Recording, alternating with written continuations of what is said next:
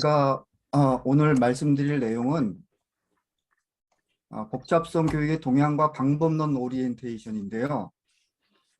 어쨌거나 다른 학문 분야는 벌써 이제 학문의 대상을 다들 복잡계로 봤죠. 근데 이제 뒤늦게 2000년대 들어와서 교육 쪽도 이제 교육 현상을 복잡계로 보고 이제 연구하고 실천하는 게 이제 2000년대 들어와서 시작이 됐는데 요새는 그 글로벌라이제이션으로 OECD가 그 플랫폼 역할을 하잖아요. 교육 정책을 생산하는 플랫폼 역할을 해요. OECD가. 그래서 이제 그 OECD에서도 이제 본격적으로 OECD에서 그 교육 현상을 복잡계로 보고 정책 보고서가 나온 지는 제가 알기로는 2006년도부터거든요. 근데 이제는 2010년도 들어와서는 OECD도 이제 거의 모든 정책 연구 보고서가 복잡계를 전제로 해서 이제 이렇게 만들어지고 있다. 이제 대표적인 것이 이제 OECD에서 2011년부터 2016년까지 진행된 GCES 프로젝트예요. 이 GCES가 뭐냐면은 Governing Complex Education System 프로젝트예요. 그러니까는 교육 복잡계를 어떻게 거버닝 할 것이냐. 이거를 무려 6년 동안 연구를 이제 진행한 결과물이 이제 주 보고서가 2016년도에 2개가 만들어져서 이제 발표가 돼요.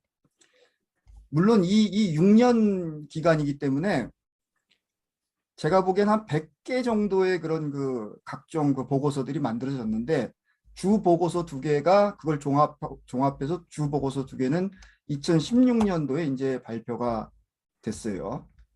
그래서 이제 조금 이따 또 말씀드리겠지만 이 거버넌스 관련해서도 그렇고 이제 교육과정 혁신, 4차 산업혁명으로 변화의 속도가 굉장히 빠르기 때문에 각 나라마다 교육과정을 혁신하지 않으면 안 돼요. 그래서 이제 그것도 역시 OECD가 주도하고 있는데 일단 이 거버넌스 관련된 혁신부터 말씀을 드릴게요.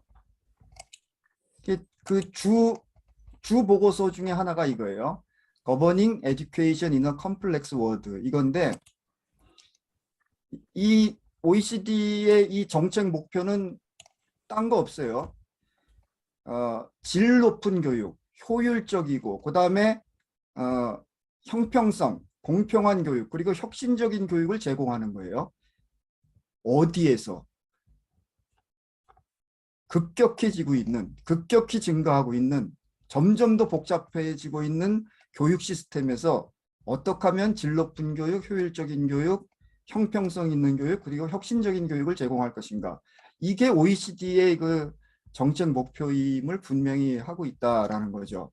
그러면서 이 정책 보고서 보면은 교육 시스템이 복잡계가 된 이유를 쭉 설명하고 있어요. 그래서 OECD 참가 국가들이 이 교육 시스템 자체가 복잡계가 되면서 여러 가지 도전에 직면하고 있다. 그리고 이제 그걸 해결하기 위해서 다들 고군분투하고 있다. 그러면 우리가 여기에 어떻게 대처해야 할 것이냐. 이제 이런 거죠. 그래서 OECD는 2000년대, 그러니까 1990년대, 2000년대를 지나면서 교육 시스템이 복잡계가 됐다라고 보고 있어요. 그것은 이제 디센트럴라이제이션. 그러니까는 이제 지역 당국, 그러니까 학교나 지역교육청 이런 데에 굉장히 높은 그 자유가 주어졌다. 디센트럴라이제이션이 이루어졌다. 그리고 OECD 각 나라의 학부모들이 굉장히 다양해지고 개인적이 됐고 그리고 굉장히 그 교육 수준이 높아졌다. 그러니까는 어떻게 되겠습니까? 학부모들이 굉장히 다양하고 수준 높은 교육을 요구하게 됐다. 그래서 그리고 이제 그 학교와 그다음에 학생의 성취에 관한 그런 정보를 또 굉장히 쉽게 이제 많이 제공하고 있다. 그리고 그래서 이제 다양한 그 이해관계자들이 학생 개인의 니즈에 맞춘 그런 교육을 해달라. 학생 개개인의 니즈에 맞춘 그런 교육을 하라고 요구하고 있다.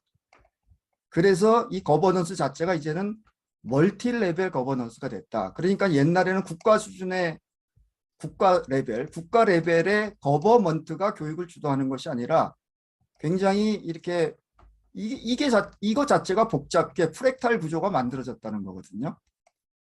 정부 수준, 시도 수준, 또는 다른 나라로 치면 연방 수준, 주 수준, 그다음에 지역 수준, 학교 수준, 학생 수준, 이렇게 멀티 레벨 거버넌스가 만들어졌고, 이런 기존의 그 수직적인 그런 그 하이어라키 질서하고 수평적인 질서가 또 이렇게 갈등을 빚으면서 복잡계를 만들고 있다. 그래갖고 이 보고서도 보면은 이렇게 그 복잡계에 나타나는 현상을 쫙 설명을 하고 있어요. 우리 공부한 거죠. 시스템이 다양체고 창발 현상이 일어나고 이제 복잡성이 증가하고 초기 조건에 민감하고 어느 임계점이 지나면은 이제 새로운 현상이 만들어지고 경로 의존성, 그다음에 이 락인 현상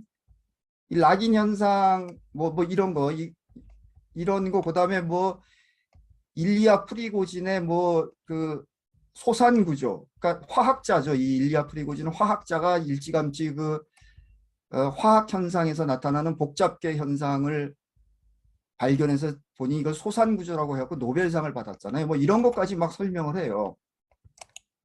그리고 이제 굉장히 자세하게 설명을 해, 이 보고서에 보면. 나비 효과도 설명하고 상전이, 그다음에 지속 가능한 오토캐탈리틱 스테이트. 그러니까 구성인자들이 서로 촉매작용을 하면서 어떤 그 새로운 현상을 만들어내고 있다. 이 교육계에서도. 그러면서 이제 쭉 이런 걸 이야기합니다. 익스포넨셜 릴레이션십. 우리 그 벤심 공부할 때 나왔었죠. 자연상수 2. 그죠? 이게 이제 교육 현상의 그런 그 변수들의 분포가 더 이상 정규 분포가 아니라 이제 몇 함수 분포를 이룬다. 왜냐? 복잡계이기 때문에. 이런 얘기들을 쫙 하고 있어요. 보고서 보면은. 그러면서 또 이제 여기 재밌는 사례를 들어요. 이 네덜란드가 굉장히 그 학교 선택권이 보장된 나라거든요. 그러니까 수평적 거버넌스가 아주 발달해 있는 나라예요. 그러면서 또 책무성을 엄하게 물어요. 그래서 이 교육 당국에서 학교를 주기적으로 평가해요. 여기 있잖아요. 노말, 윅, 베리 윅 이렇게 평가를 해서 베리 윅에 해당되면 바로 제재를 가해요. 교장이 해고를 당한다든지. 그러면은 이런 게 그러면은 어떤 효과를 가져오느냐 했을 때 각 학교는 그 자체가 복잡하기 때문에 선순환 구조를 가져와서 그 학교에 도움이 될 수도 있고 악순환 구조를 가져와서 그 학교를 오히려 버릴 수도 있다. 그러니까 이게 전형적인 복잡계 관점이죠. 학교가 이미 복잡계가 돼 있기 때문에 복잡계는 자기 스스로의 구조에 의해서 결정되는 거잖아요. 물론 외부에서 영향을 가한다 하더라도 그 복잡계의 구조에 따라서 외부에서 가해지는 정책은 성공할 수도 있고 실패할 수도 있다. 이런 그 사례를 또 이렇게 박스에 넣어서 이제 또 설명을 해요. 요건 제가 번역해 놓은 거고요. 그다음 이제 두 번째 주 보고서가 이거예요. Education Governance in Action. 이것은 사례 연구를 한 거예요. 이게 그러니까 사례 연구를 한 거예요. 여기서 이제 사례 연구를 했을 때 복잡계에서 그 책무성은 어떻게 달라지는가. 그다음에 그 복잡계가 결국은 잘 되려면은 그 복잡계 시스템의 역량이 증가해야 되는데 이 커패시티 빌딩이 어떻게 도전받고 있고 이것을 어떻게 해결해 나가고 있는가. 그리고 이 복잡계는 굉장히 예측 불가능하지만 그리고 아무리 그 디센트럴라이제이션 돼 있다 하더라도 정부 입장에서 또는 교육청 입장에서는 어떤 그 전략적으로 그런 복잡계를 잘 다스려 나가야 된다. 그래서 이제 케이스 스터디 그리고 이런 그 수평적 관계에서는 신뢰가 굉장히 중요하다. 교육 정책에서 이런 거. 그리고 여기서 이제 분석의 틀로 제공하는 게 이거예요. 거버넌스하고 이 거버넌스 복잡계 거버넌스 그 자체는 지식과 동전의 양면을 이룬다 이거예요. 그래서 여기서 말하는 지식은 우리 그 간객관적 인식론에서 말하는 그런 지식이에요. 행위자 외부에서 만들어진 지식이 아니라 행위자들이 계속 이 복잡계 환경에서 활동하면서 창조해내는 그런 지식이에요. 그래서 이 지식을 거버넌스하고 이 거버넌스 안에서 지식을 다스리는 게 이게 핵심이다. 그래갖고 이제 이것이 이렇게 양방향 화살표로 영향을 미친다고 이렇게 프레임워크를 제시하고 있어요. 이게 양방향이라는 게 결국 이 시스템이 복잡계라는 얘기거든요. 단순계는 어떻게 돼요? 원인과 결과가 이 화살표가 일방향으로 영향을 미치잖아요. 선형적 인과관계인데 난 리니어 다이내믹 시스템이기 때문에 양방향 화살표가 진행되기 때문에 이게 피드백 루프가 끊임없이 작동하는 거죠. 여기서도 보면은 이 피드백 루프가 하나 작동하고 요 피드백 루프가 또 작동하고 이 피드백 루프가 작동하고 이 피드백 루프가 작동하고 그렇잖아요. 그러면서 여기 이제 이렇게 다양한 스테이크 홀더스들이 이제 그 복잡계 거버넌스에 이제 참여를 하게 되는데 이것도 포텐셜 스테이크 홀더스라고 여기다 해놨어요. 이건 왜 그러냐면 이것도 우리 그 복잡계를 설명하는 거예요. 그러니까는 이 스테이크 홀더스들이 언제든지 이렇게 현실화되는 것이 아니라 정책 사안에 따라서 교육 현상에 따라서 잠재돼 있다가 특정 그 스테이크 홀더스들이 네트워크화 되면서 정책에 관여하고 때로는 문제를 일으키기도 하고 때로는 본인들이 잘 책임을 져서 문제를 해결하기도 하고 이제 그렇다 이거죠. 그러면서 또 이렇게 복잡성이라는 것은 이런 거다.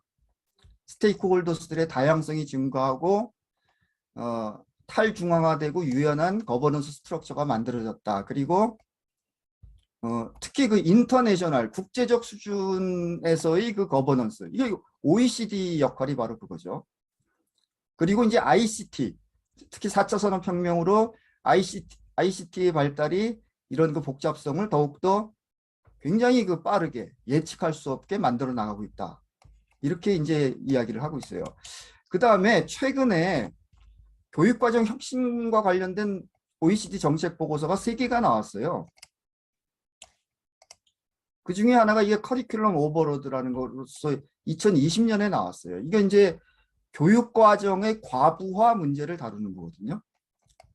교육과정 과부하 현상이 지금 전 세계 나라들이 겪고 있는 공통적인 심각한 도전이다. 왜냐하면은 세상이 급변하기 때문에 아이들한테 이거 가르쳐다라고 사회적으로 요구하는 게 너무 많아졌어요.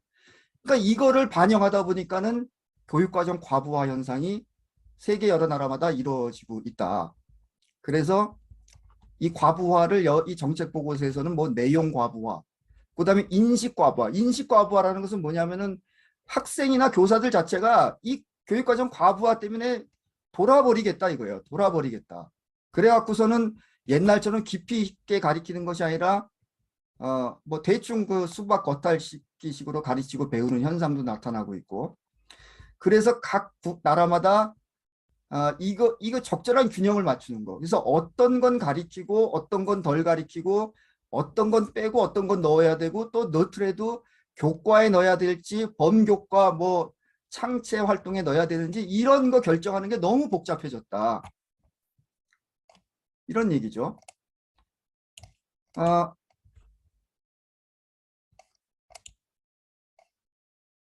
그래서 이 과부하를 해결하기 위한 굉장히 다양한 전략들이 나라마다 이제 진행이 되고 있다. 그리고 이제 또 하나의 보고서는 결국은 학생이 무엇을 배우느냐가 중요하다. 이거 이제 2020년도 보고서예요. 결국은 학생이 무엇을 배우느냐가 중요한데,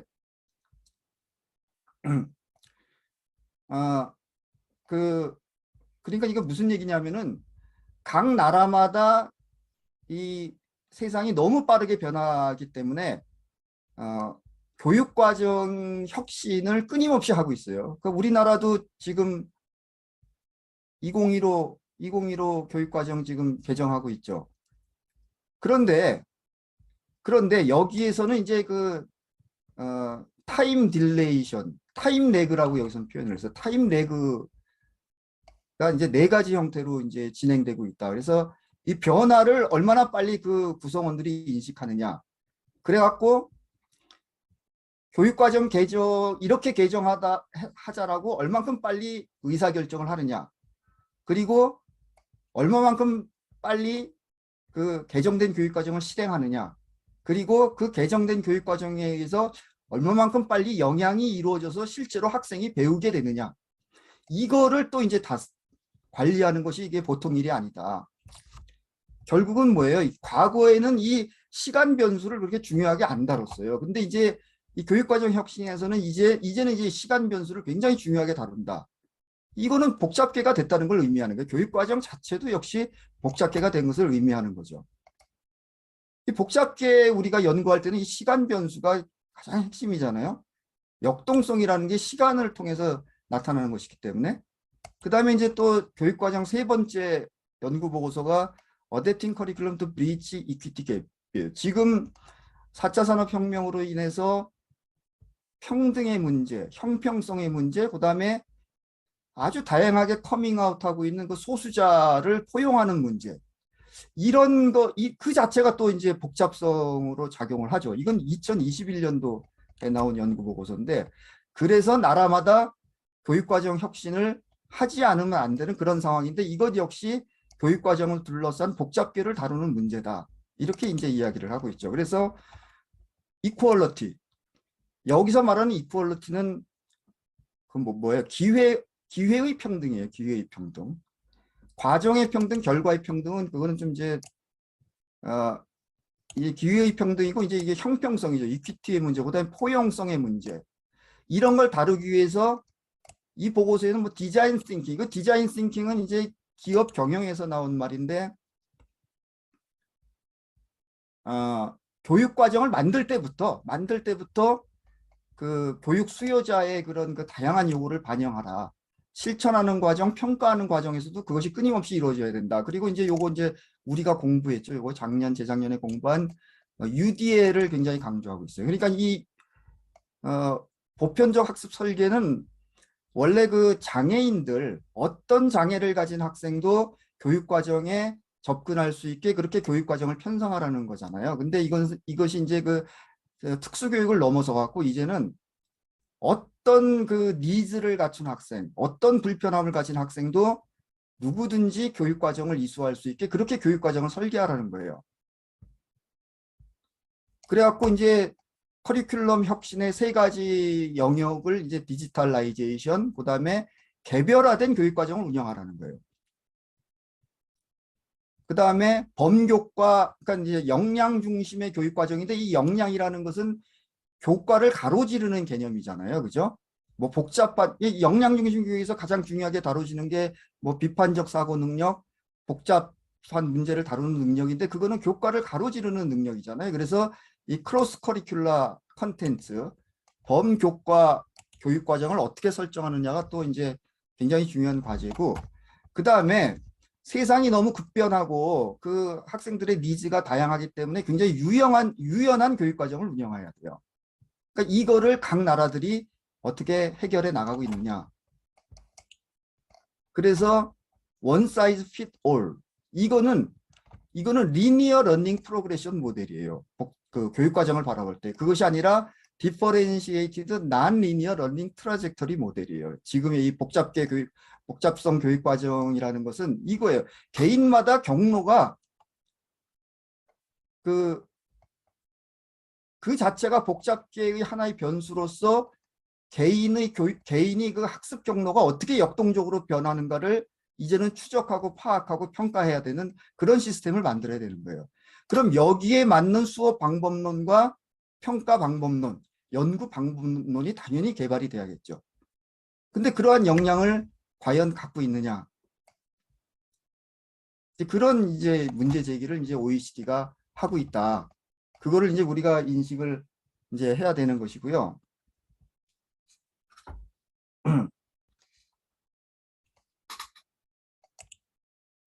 그래서 이제 이게 이제 그 교육의 동향이 이제 교육계의 동향이 이제 이렇다는 얘기고요. 그러면 이제 우리는 가르치는 입장에서 저런 상황 속에서 이제 아이들을 가리키고 또는 이제 뭐 교육청이나 또는 이제 학교 교장 선생님이나 역시 마찬가지죠. 정부 차원에서도 이제 저런 거에 맞춰서 교육 정책을 펴야 되는데, 아,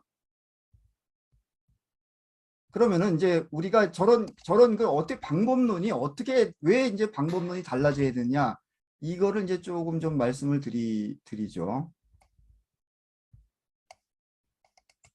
여기에 있었나? 우선 우리가 저거를 우선 이해를 하셔야 돼요.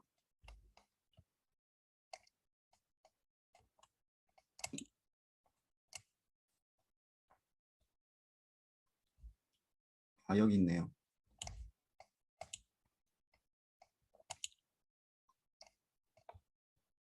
이거 이제 제가 그 카톡방에 이제 올렸던 그림인데요.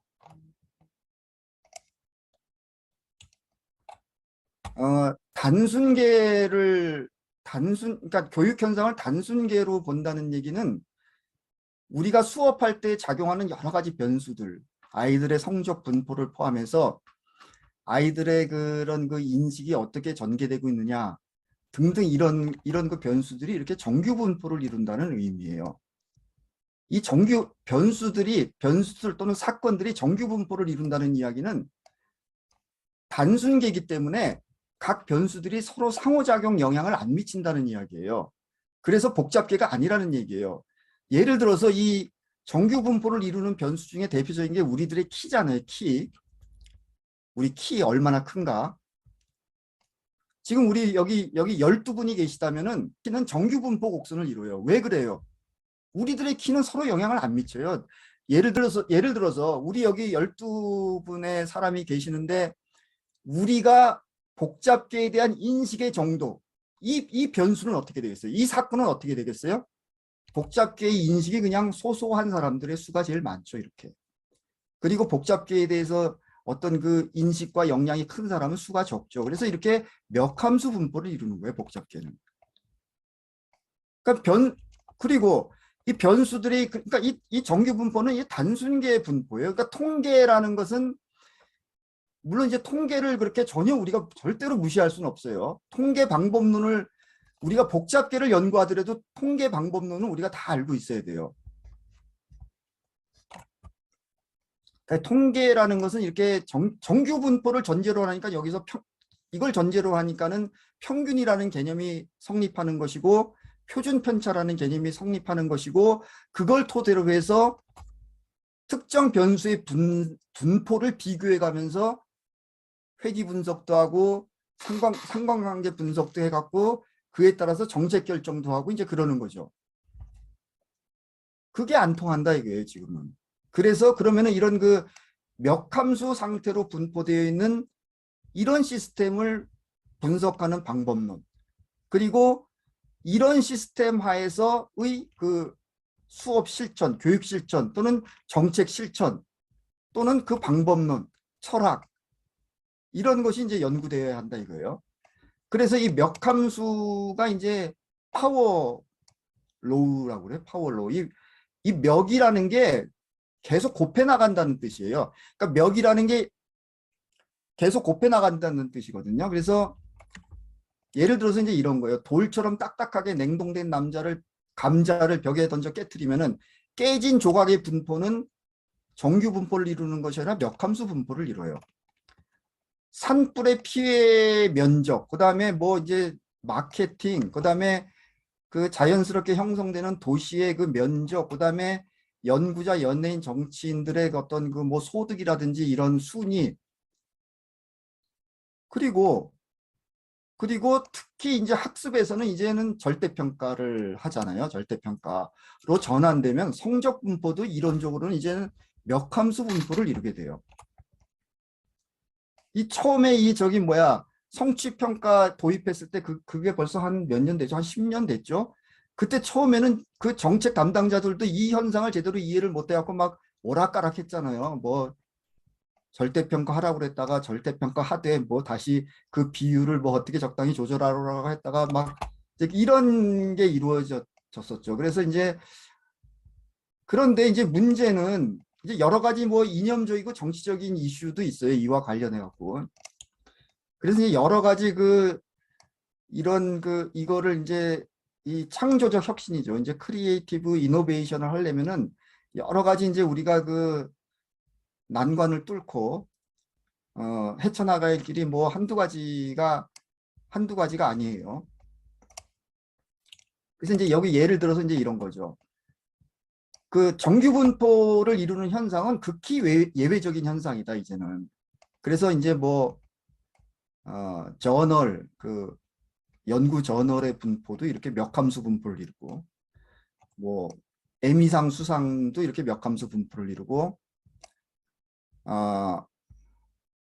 뭐 미국 의회 뭐 국회의원의 뭐 이거 뭐 선수라고 그러나요? 그것도 이렇게 몇 함수 분포를 이루고 다 이렇다. 그래서 이제 그래서 이제 우리나라도 이미 교육계 쪽에도 이런 그 복잡계로 보고 분석하는 논문들이 이미 나오고 있다. 우리나라 공공도서관의 규모에 나타나는 복잡계 현상에 관한 연구, 이런 거예요. 평생교육기관 규모의 몇 함수 분포 검정, 이거 다 복잡계 연구 방법론 적용한 거예요.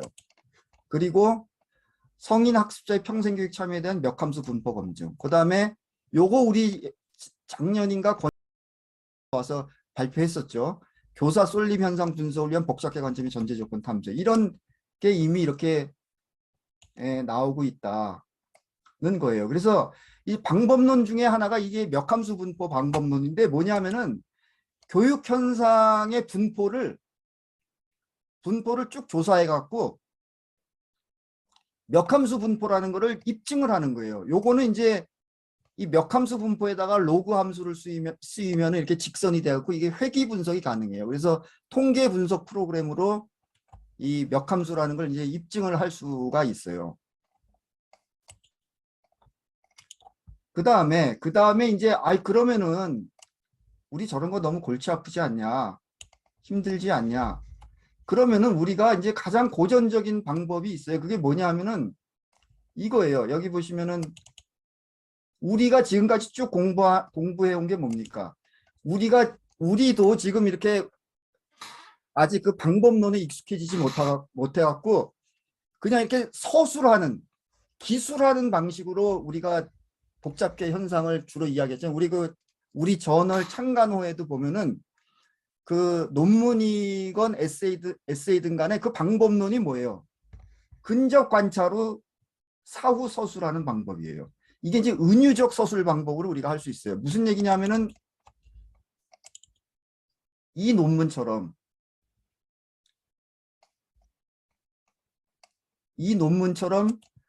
복잡계 현상이라는 것은 이러이러한 거다라고 이제 이야기를 하는 거죠. 이게 복잡계의 시각으로 본 특수교육 관련법의 변화 과정 분석인데, 복잡계라는 것은 뭐 상전이가 일어나고 뭐 초기에 무슨 뭐 다양성이 이루어지고 뭐 이게 초기 조건에 민감하고 등등 뭐 어쩌고 저쩌고 이런 현상이다. 그러니까 이거죠. 비평형성, 비선형성, 뭐 공명장, 끌개, 나비 효과, 임계점, 되먹임, 프랙탈, 자기조직화, 이런 현상들을 자기 연구 대상으로 쭉 자기가 관찰하고 자료를 모아봤더니 나타나더라. 이렇게 이제 은유적으로 서술하는 방법이 지금까지는 이제 그 방법론이 개발되고 확산되기 전에는 이런 방법을 주로 썼죠.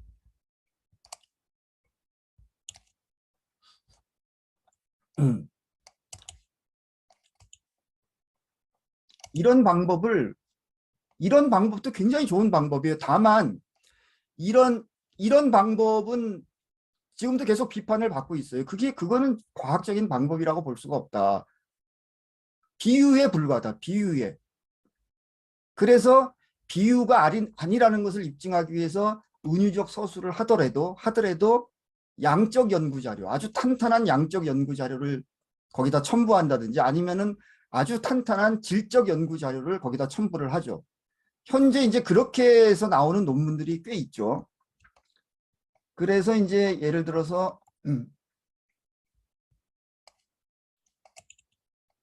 이 복잡계 수업 및 평가에 관한 연구는 이미 상당히 진행되고 있어요. 예를 들어서 이제 여기 보시면은 요거 우리가 이제 한 번씩 다루었던 건데, 예를 들어서 이제 여기 봅시다.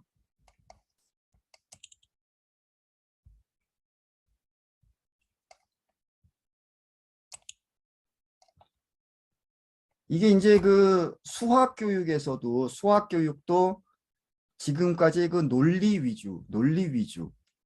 그러니까 엄격한 그 공리계를 중심으로 해서 그렇죠. 우리 수학 과목 자체가 그거는 뭐라고 그래? 그 단계형 커리큘럼이라고 그러잖아. 수학은. 과학은 심화형 커리큘럼이다. 이렇게 이제 여전히 그 주류 정책에서도 여전히 그렇게 보는 이유가 수학의 지식이라는 것은 굉장히 논리적으로 정합된 그런 지식이다. 이렇게 이런 관점이 아직 있기 때문이에요. 근데 이제 복잡성 교육 관점에서는 아니다. 수학 지식도 그 학습자들의 그 경험에 의해서 체화된 관념들이 그 관념의 네트워크들이 계속 만들어져 나가는 방식으로 수학 개념도 형성된다. 그렇다면 거기에 맞춰서 수학 교육 방법도 달라져야 된다. 그래갖고 수학 개념도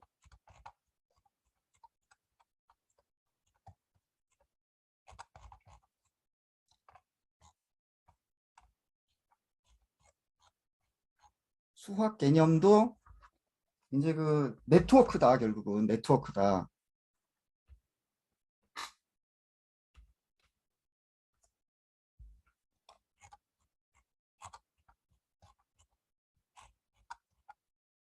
그래서 이제 이것도 일종의 그 은유적 방법론이에요. 이게 근접 관찰로 사후 기술하는 그 방법론인데 이 논문의 질이 그렇게 떨어지질 않아요, 결코. 그러니까 보세요. 여기서도 보세요. 인터널 다이버시티가 있다. 복잡계라는 것은 인터널 다이버시티가 있는 것이고 다양성이 있어야 되는 것이고 그 다음에 리던던시 중복성 어떤 공통성이 있어야 된다. 그 다양성이 작용하려면 다양성이 작용할 수 있는 기반이 있어야 되죠. 그게 이제 리던던시다. 리던던시가 있어야 된다. 리던던시라는 것은 뭐 이러이러한 거다. 이러이러한 거다. 쭉 이제 그 배경을 설명하죠. 그 다음에 탈중앙화된 통제, 디센트럴라이즈드 컨트롤이 일어나면 이것은 복잡계가 창발된 것으로 본다. 그럼 디센트럴라이즈드 컨트롤이라는 것이 뭐냐? 이렇게 또 줄줄줄줄 설명해요. 그냥 설명해요. 그리고 무작위가 조직화되는 것이다. 복잡계는 오르가나이즈드 랜덤리스다. 그럼 과연 그게 뭐냐? 또 이렇게 뭐 줄줄줄줄 설명해요. 그리고 근접 상호작용이 일어나야 된다. 또 이렇게 줄줄줄줄 설명하고. 그러면서 그럼 실제 수업에서 어떻게 해야 돼요? 아이들의 다양성이 서로 교류되도록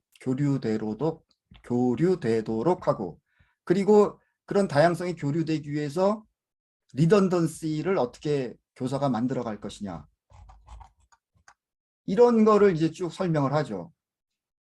그래서 이제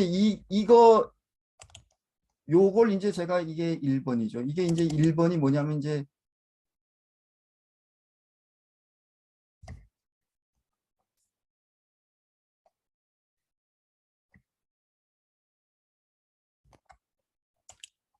그러니까 우리가 이제 수업을 하면서 어떻게 계속 우리가 진짜 수업을 복잡게 맞게 하고 그러면 자기가 그 수업을 그렇게 복잡게 맞는 수업을 했다라는 것을 그럼 어떻게 발표를 하고 입증을 할 것이냐 했을 때 이런 방법론을 얼마든지 이제 우리가 쓸 수가 있다. 그래서 이제 이 논문을 보면은 그 핵심적인 내용이 뭐냐면 이런 거예요. 이거 우리 한번 다뤘던 내용이거든요. 이게 이제 7학년 중학교 1학년이죠. 정수의 곱셈을 다루는 수업이었는데 정수의 곱셈을 우리는 이런 뭐 3 곱하기 마이너스 4, 뭐 4 곱하기 7 이런 걸 계속 계산하게 하는 것이 아니라 3 곱하기 마이너스 4는 마이너스 12가 되는 이 의미가 뭐냐를 갖고 이제 애들끼리 서로 토론을 하게 만들죠. 그랬더니 그 결과 중학교 1학년 수준에서는 도저히 나올 수 없는 그러니까 논리적으로 가르쳤으면 도저히 나올 수 없는 벡터 개념이 창발됐다 이거예요. 이 논문에서 주장하는 게. 벡터 개념이 어떤 아이가 그 개념을 이야기했다. 여기 팀이라는 아이가 그걸 이야기했다. 팀이라는 아이가. 그러면은 여기서 그 팀이라는 아이가 그 벡터라는 개념을 자기가 만들어낸 것이 과연 얘의 능력이냐, 아니면은 다른 학생들이 같이 만들어낸 그런 그 지식이냐. 이게 이제 또 이제 우리가 앞으로 다뤄야 될 핵심이에요. 그러니까 뭐냐면 제가 나중에 또 말씀드리겠지만은 이거를 이제 그 뉴질랜드의 그 어떤 그 박사 논문인가 거기서는 그것을 이제 CCP라고 그래갖고 contribute to creating process. 복잡계라는 것은 복잡계 수업이라는 것은 결국 지식을 창조해내는 그런 수업이잖아요. 그러니까는 그리고 그 자체가 과정이거든요.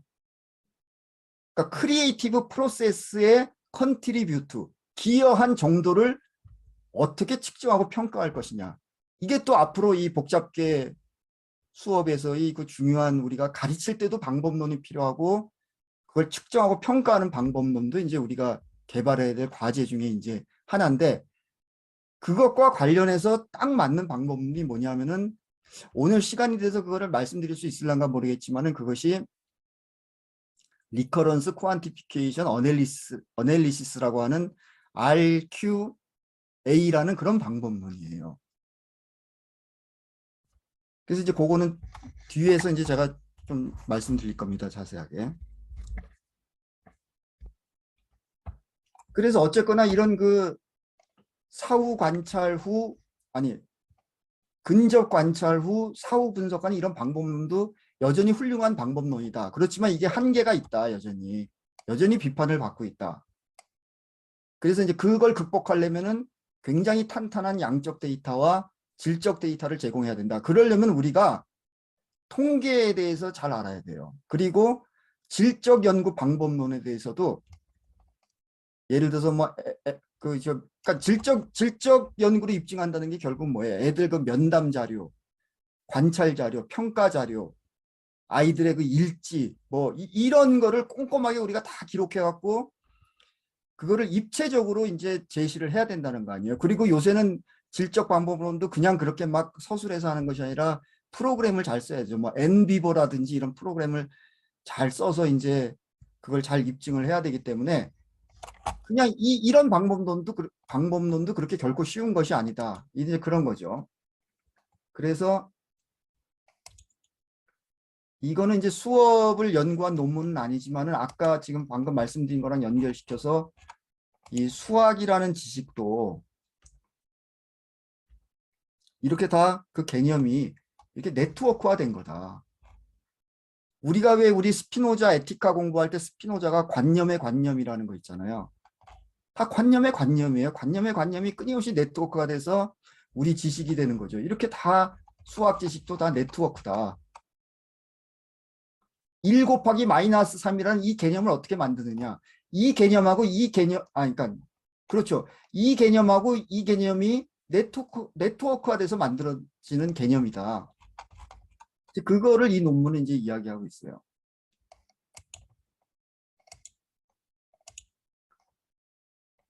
그리고, 요거는 이제 조금 더 발전된 거예요. 그, 똑같이 근접 관찰 후 사후 기술한 논문이지만은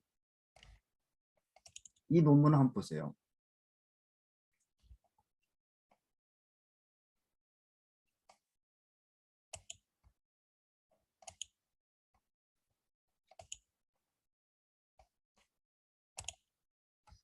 이 논문을 보면 이것도 이제 이 초등학교 저학년하고 이제 수학 수업을 한 거예요. 수학 수업을 했는데 그 학생들 수업에서 우리가 수업을 분석한다는 것은 결국 지식이 창발된 지식을 그거를 어떻게 지식이 창발됐는가 그거를 밝히는 거거든요. 그리고 우리가 수업을 한다는 것도 결국은 새로운 지식과 정서를 그 수업을 통해서 창조해내는 거잖아요. 그래서 일단 개념적 지식, 자기가 한 수업에서의 개념적 지식은 이러이러한 것들이 있다. 그리고 거기다가 이제 코드를 붙였어요. 개념적 지식이 있고 그 다음에 과정적 지식이 있다. 그걸 또 P1, P2 이렇게 또 코드를 붙였어요. 그리고 이 사람이 이 수업을 진행할 때 그냥 이렇게 머리로만 생각하는 그런 수업을 한 것이 아니라 퀼트라고 하죠. 퀼트. 천으로 이렇게 짜는 거 있잖아요. 뜨개질하는 거. 그거랑 같이 연결시켜서 수업을 했어요. 그래서 이것은 그 퀼트 작업과 관련된 그런 생각을 Q1, Q2 이렇게 코드를 붙여갖고 비디오 촬영을 했죠. 비디오 촬영을 해갖고 각 지식이 그러니까 세그먼트로 나눴어요. 수업을 10분 단위로 나눠갖고 뭐 45분 수업을 하면은 10분, 10분, 10분, 10분, 5분 이렇게 나눠갖고 그 지식이 서로 어떻게 네트워크가 됐는지 이 논문이 2001년도 논문이잖아요. 이 당시만 해도 그렇게 툴이 없었기 때문에 이렇게 그림으로 그렸어요. 그림으로 그려갖고 각 지식이 그 처음 10분간은 이렇게 네트워크가 일어났다. 그다음에 그 다음 10분 동안은 이렇게 네트워크가 일어났고 그 다음 10분 동안은 보세요. 엄청 네트워크가 많이 일어났죠. 여기서 비로소 어떤 그 지식이 창발되었다. 이제 이렇게 논문으로 주장을 하는 거죠. 그래갖고 여기네요. 여기서 이렇게 제일 많이 창발이 일어났네요. 여기서 이렇게 일어났고 그러면은 그래야 하여튼 뭐 이렇게 쭉 진행이 됐고 그다음에 이제 나머지 정리하는 시간에 이게 정리하는 시간인가? 정리하는 시간에 아이들한테 너 어떻게 그런 지식을 얻게 됐는가? 이런 거를 다시 한번 성찰하게 하면서 또 이렇게 네트워크 그림을 이제 만들었어요. 그래갖고 이렇게 자기가 그 수업 시간에 네트워크 만든 게 타당하다 이렇게 또 입증을 하고 이제 막 그랬거든요. 근데 이제 재밌는 것은 그 네트워크를 분석하는 툴이 이 사람이 어떤 툴을 썼는지 모르겠지만은 네트워크 그 분석 방법을 또 적용했어요. 뭐냐 하면은 뭐예요? 여기 보세요. 이게 네트워크 분석을 하려면 행렬을 만들어야 돼. 행렬. 그래서 우리가 이 제대로 방법론을 구사하려면 행렬에 대한 개념도 있어야 되거든요. 그래서 개념. 그러니까는 이거 보세요. 이거는 뭐냐면은 그러니까 네트워크라는 것은 노드하고 링크로 구성되어 있잖아요. 그래서 각 지식이 노드예요. 그리고 각 노드가 어떻게 연결되느냐가 그게 링크잖아요. 그래서 그거를 그 노드와 링크가 연결된 것을 이렇게 행렬표로 만들 수가 있어요. 행렬로. 그 인접 행렬이라고 그러는데 인접 행렬로 이렇게 만들어 갖고 컨셉트라는 노드에서 컨셉트로 들어간 그 링크가 19개 등등 이렇게 행렬을 만들어 갖고 그 행렬을 분석할 때 그러면은 그 노드 중에 어떤 노드가 가장 중심적인 역할을 했느냐 이걸 분석하는 또 방법이 있거든요.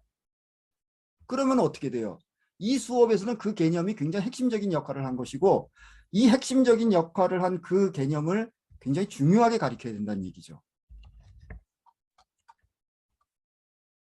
그래서 이게 이제 이건 뭐예요? 그래서 이제 그 중요한 역할을 한 그 지식, 그 노드들을 이렇게 뽑아낸 거죠. 이걸 중심도라고 그래갖고 이게 분석하는 방법이 다 있어요. 그래서 이런 방법론들이 있어요. 그래서 요새는 이제 저런 거를 하려면은 그 넷마이너라는 프로그램을 쓰시면 돼요. 넷마이너. 그리고 이제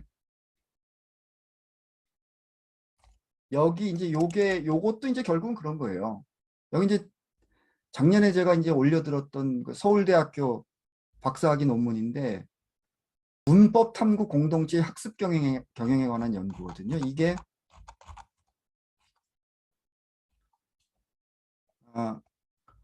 문법 교육 연구의 발전과 문법 수 현상에 함께 나아가지 못하는 제 문제의식을 지니고 S고등학교에서 이루어진 문법 탐구 공동체 학습 경영을 복잡 적응계의 렌즈를 통해서 질적으로 고찰하였다. 이것도 근접 관찰 후 사후 기술하는 그 방법론이에요. 근데 여기서는 자료를 엄청 그 성의껏 굉장히 정성껏 제시를 했어요. 여기서도 질적 연구에 이거는 양적 자료는 별로 제시를 안 했어요. 자, 그래갖고 그다음에 그리고 이제 우리가 주의할 것은 근접 관찰 후 사후 기술하는 방법으로 이렇게 그걸로 수업을 하고 논문을 쓰더라도 그걸 입증하기 위해서 양적 연구, 질적 연구를 함께 써야 된다고 그랬잖아요. 그랬을 때 그 양적 연구의 그 유의성을 반드시 검증해서 제시를 해야 돼요. 뭐 P값 0.05보다 작아야 되고 뭐 이런 거 있잖아요. 그래서 통계도 우리가 해야지 그 논문이 이제 어디다 내밀 수 있다. 요 논문이 아까 말씀드린 거예요. 제가 말씀드린 건데 2015년에 그, 그 뉴질랜드 음악 교육 과정에서 국가 교육 과정, 뉴질랜드도 우리나라처럼 그 역량 중심 교육을 해갖고 국가 교육 과정에서 그 역량을 세분화 목록화해서 거기다 코드 넘버를 붙여놨어요. 뉴질랜드도. 그래갖고 이 음악 교사가 봤더니 저걸 측정하라는 거예요. 그 음악 수업에서 그룹핑을 해갖고 새로운 그 새로운 음악을 만들어내라. 그때 평가를 할 때 그 새로운 음악을 만들어냈을 때 각 개인이 기여한 정도를 측정해서 ABCD로 평가를 하라. 이렇게 돼 있는 거예요. 국가교육과정에. 그래갖고 이 사람이 그럼 그걸 도대체 어떻게 할 거냐. 이걸 연구한 거예요. 이걸 연구한 건데 이 사람 결론은 뭐냐면은 뭐 하여튼 복잡하게 그냥 쭉 나열을 해놨어요. 이것저것 다 필요하다. 아까 말씀드린 여러 가지 그 자료를 정확하게 모집을 하고 그 다음에 교사 자체도 그런 창조적인 그 경험이 있어야 되고 그 다음에 뭐 교실 환경도 그런 그 창조성을 발휘할 수 있게 잘 갖추어져야 되고 뭐 등등등등 이런 게 이제 진행이 되고 있다. 그런 거예요. 그래서 그런 방법론이 일단 있을 수가 있고요. 그 다음에는 그리고 이제 우리가 이제 요 분야도 잠깐 우리가 좀 관심을 가져야 될 것 같아서 말씀드릴게요. 교육 행정 분야에서 굉장히 연구가 많이 된 분야가 있어요. 조금 있으면 이제 그 번역서가 출간될 것 같은데 이게 이제 복잡 반응 과정이죠.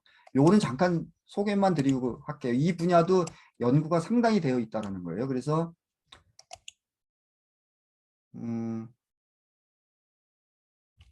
이게 Complexity and the Experience of Managing in Public Sector Organization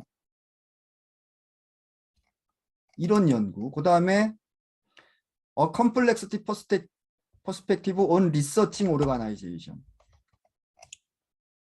Complexity and the Experience of Leading Organization Experiencing Emergence in Organization Experiencing Risk, Spontaneity and Improvisation 이거 즉흥 연주죠. Organization Change 그래서 이게 이제 결국은 뭐냐면은 조직에서 어떻게 창발 현상이 일어나느냐 조직이라는 복잡계에서 어떻게 창발 현상이 일어나는가를 다루는 그런 일련의 연구물들이 이렇게 또 계속 나왔다. 이게 이제 복잡 반응 과정이에요. 컴플렉스 리스폰시브 프로세스라는 그런 거예요. 컴플렉시티 앤드 매니지먼트.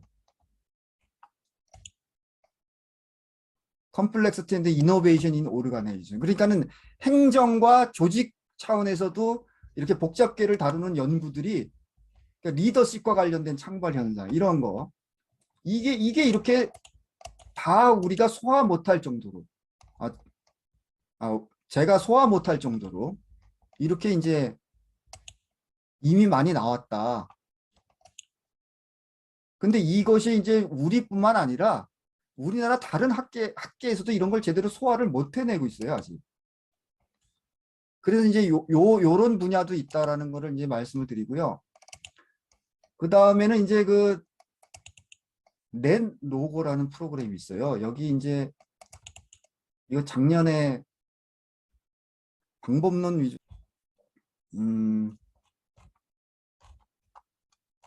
방법론이죠. 메소돌로지에서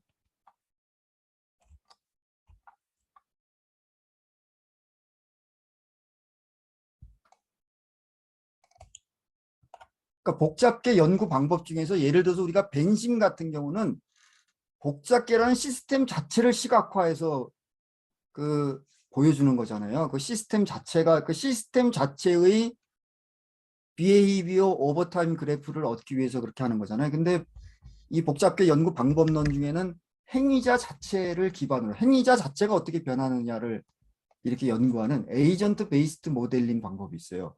벤심은 시스템 자체를 모델링하는 거지만 이것은 행위자 자체를 모델링하는 거예요. 그래서 그 행위자가 어떻게 움직여 나갈 것이냐. 근데 이 넷로고라는 프로그램인데 이것도 요새 굉장히 주목을 받고 있어요. 이것도 무료예요, 무료. 저도 그 넷로고 사이트에 들어가서 이렇게 깔아놨어요. 하면은 여기 보면은 이제 모델 샘플 모델들이 있어요. 모델 샘플들이 있는데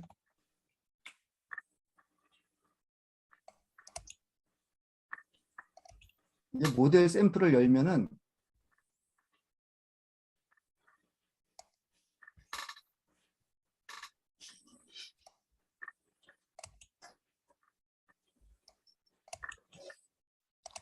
이렇게 이제 이게 변수를 다 입력해 갖고 우리 시뮬레이션하게 이제 다 돼 있는 그런 거기 때문에 이것도 굉장히 주목을 받고 있다 요새 넷로고.